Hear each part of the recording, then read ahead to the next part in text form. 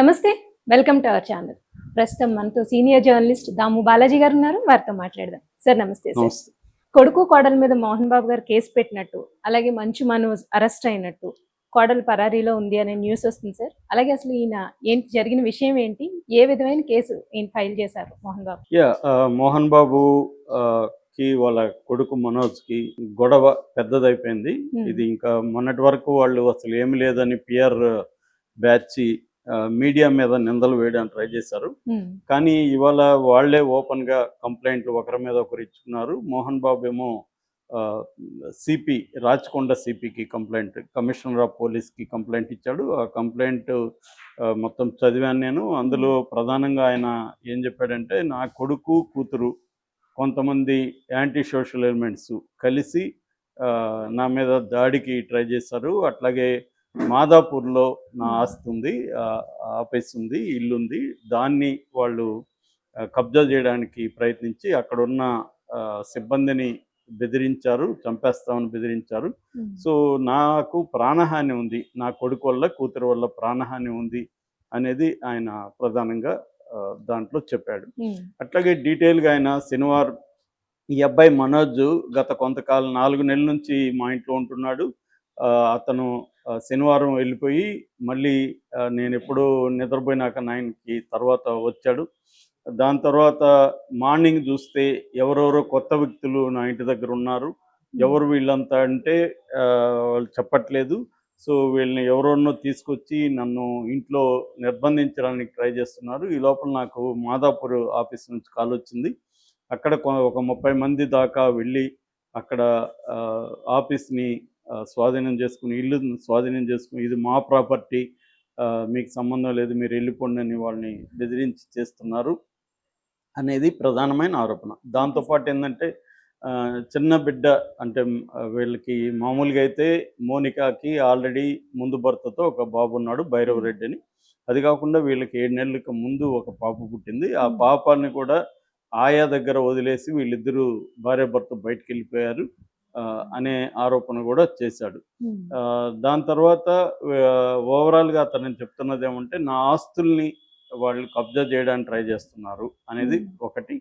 2, anti social ఎలిమెంట్స్ని తీసుకొచ్చి నన్ను భయపెడుతున్నారు, నాకు ప్రాణహాని ఉంది. సో 3 డిమాండ్లు చేశాడు. వీళ్ళిద్దరి మీద, ఆ యాంటీ సోషల్ ఎలిమెంట్స్ మీద లీగల్ యాక్షన్ తీసుకోవాలి అనేది ఒకటి. 2, ఎవిక్ట్ చేయాలి. వాళ్ళు ఆల్రెడీ మాదాపూర్లో నా ఆఫీస్ని, ఇల్లుని ఆక్యుపై చేసుకున్నారు, వాళ్ళని అక్కడ నుంచి బయటికి పంపించాలి. 3, సెక్యూరిటీ, నాకు ప్రాణహాని ఉంది కాబట్టి నాకు రక్షణ కల్పించండి అని 3 విషయాల్ని, అంటే కొడుకుని కూతుర్ని అరెస్ట్ చేయమని, ఆ టీంని అంతా అరెస్ట్ చేయమని, వాళ్ళని ఆక్యుపై చేసుకున్న ప్రాంతం నుంచి బయటికి పంపించేయమని, దాని తర్వాత లీగల్ యాక్షన్ తీసుకోమని, సెక్యూరిటీ ఇవ్వమని, ఈ 3 ఆస్పెక్ట్లలో మోహన్ బాబు కంప్లైంట్ ఇచ్చాడు. దీనికి సంబంధించి ఎఫ్ఐఆర్ నమోదు చేసి మనోజ్ని అదుపులోకి తీసుకున్నట్టుగా తెలుస్తుంది. ఇదేంటంటే పహాడీ షరీఫ్ పోలీస్ స్టేషన్ పరిధిలోకి వస్తుందన్నమాట. ఇదేంటంటే మంచు టౌన్ అని పేరు పెట్టుకున్నారు వాళ్ళ. జల్పల్లి, శంషాబాద్ దగ్గర, రంగారెడ్డి జిల్లా జల్పల్లి అనమాట అది, ఆ ఊరు. అది వచ్చి పహాడీ షరీఫ్ పోలీస్ స్టేషన్ పరిధిలోకి వస్తుంది. పహాడీ షరీఫ్ పోలీస్ స్టేషన్లో గైడ్ చేయమని సిపికి ఈయన కంప్లైంట్ ఇచ్చాడు డీటెయిల్గా. కాపీ టు పహాడీ షరీఫ్ పోలీసులకి, తర్వాత ఏసీపీకి, తర్వాత డీసీపీకి, అందరికి కూడా కాపీలు కూడా పెట్టాడు.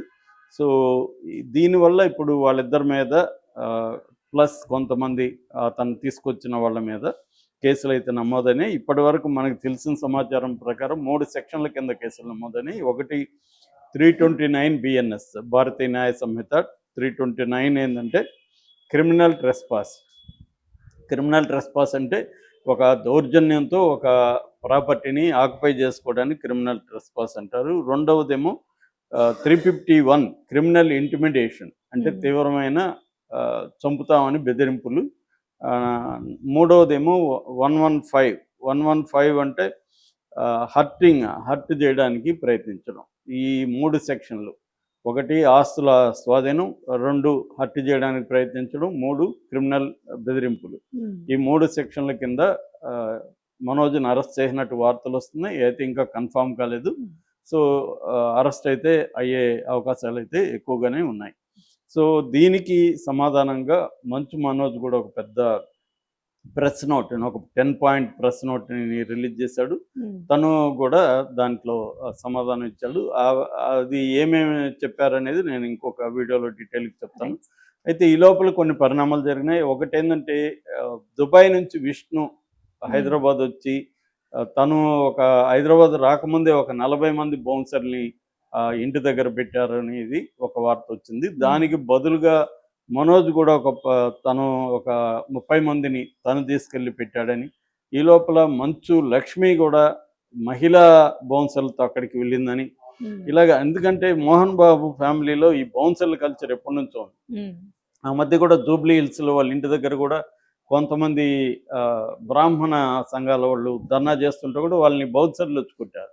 చాలాసార్లు మోహన్ బాబు తరపున, విష్ణు తరపున బౌన్సర్లు జనాలను కొట్టడం కనబడుతున్నాయి. రీసెంట్గా నిన్ననే విద్యానికేతన్లో కూడా బౌన్సర్లు వెళ్ళి అక్కడ సుమన్ టీవీ జర్నలిస్ట్ అండ్ ఫోటోగ్రాఫర్ని కొట్టారు, వాళ్ళు ఏదో విచారించడానికి అక్కడికి వెళ్తే.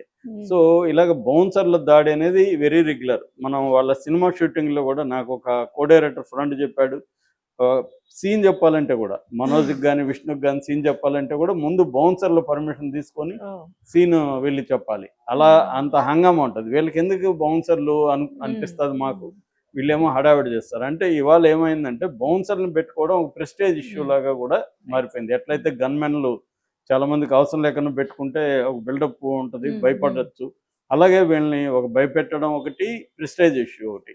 అందుకని చిన్న చిన్న హీరోలు కూడా నాకు 2 బౌన్సర్లు కావాలా, 3 బౌన్సర్లు కావాలని అసలు మార్కెట్ లేని హీరోలు